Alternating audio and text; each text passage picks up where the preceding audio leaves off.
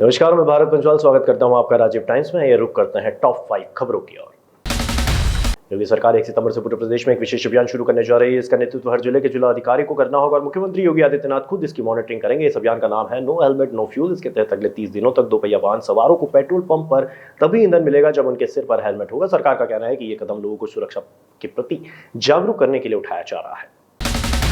बिहार विधानसभा चुनाव की सियासी जंग फतह करने के लिए जन सुराज के संस्थापक प्रशांत किशोर ने मुसलमानों से बीजेपी को हराने का फॉर्मूला रखा। प्रशांत किशोर ने कहा है कि हमें आपका मुसलमानों का वोट नहीं चाहिए, हमें आपका साथ चाहिए। साथ ही कहा कि अगर 40% हिंदू और 20% मुसलमान एक साथ आ जाए तो जन सुराज की जीत तय है। इसके साथ ही उन्होंने मुस्लिम समाज के पारंपरिक नेताओं पर निशाना साधते हुए कहा कि उन्होंने हमेशा समुदाय को ठगा है।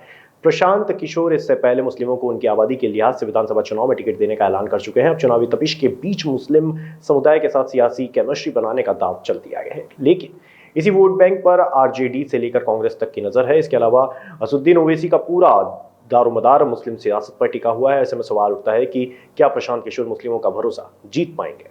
यही आपको बता रहा है कि आधे से ज्यादा हिंदू जो विचारधारा के आधार पर भाजपा से लड़ रहे हैं, अगर आपने मुसलमानों ने उनके साथ मिलकर सामाजिक राजनीतिक गठजोड़ बना लिया तो आधा हिंदू मतलब 40% और 20% मुसलमान मतलब दोनों मिलकर हो गया 60%। ये वो समीकरण है जिससे भाजपा को मुकम्मल शिकस्त दिया जा सकता है। यही फर्क है जो ओवैसी साहब कह रहे हैं और जो जन सुराज का। बिहार में विधानसभा चुनाव से पहले आतंकी खतरा मंडराने लगा है। पुलिस मुख्यालय पीएचक्यू को मिली अहम खुफिया जानकारी के बाद पूरे राज्य में हाई अलर्ट जारी कर दिया गया है। खबर है कि नेपाल के रास्ते पाकिस्तान के 3 आतंकी बिहार में दाखिल हो चुके हैं। जानकारी के मुताबिक आतंकी प्रतिबंध संगठन जैश ए मोहम्मद से जुड़े हैं। इनकी पहचान रावलपिंडी निवासी हसनैन अली, उमरकोट निवासी आदिल हुसैन और बहावलपुर का रहने वाला मोहम्मद उस्मान के रूप में हुई है। बताया जा रहा है कि ये तीनों आतंकी अगस्त के दूसरे हफ्ते में काठमांडू पहुंचे थे और वहीं से पिछले हफ्ते नेपाल बॉर्डर पार करके बिहार में दाखिल हुए हैं।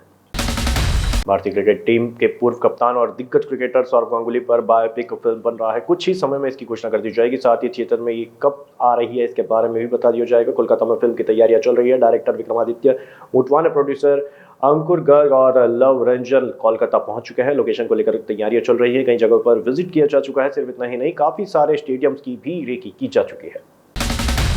अनुभवी भारतीय तेज गेंदबाज मोहम्मद शमी की निगाहें टीम इंडिया में दोबारा वापसी करने पर है। शमी पर पूरी तरह फिट नहीं होने के कारण भारतीय टीम के हालिया इंग्लैंड दौरे का हिस्सा नहीं बन पाए थे। फिर शमी को एशिया कप 2025 के लिए भी भारतीय टीम में नहीं चुना गया। शमी अब दिलीप ट्रॉफी 2025-26 में इस जून के लिए भाग ले रहे हैं। इस टूर्नामेंट के जरिए शमी चयनकर्ताओं को प्रभावित करना चाहेंगे। अब मोहम्मद शमी ने चैंपियंस ट्रॉफी 2025 के दौरान हुए एनर्जी ड्रिंक विवाद पर अपनी चुप्पी तोड़ी है। शमी ने कहा है कि खिलाड़ी काफी गर्मी में क्रिकेट खेल रहे होते हैं और वो देश के लिए बेस्ट देने की कोशिश करते हैं। शमी ने बताया कि उनके धर्म में भी ऐसी परिस्थितियों के लिए छूट है और उन्होंने कुछ गलत नहीं किया।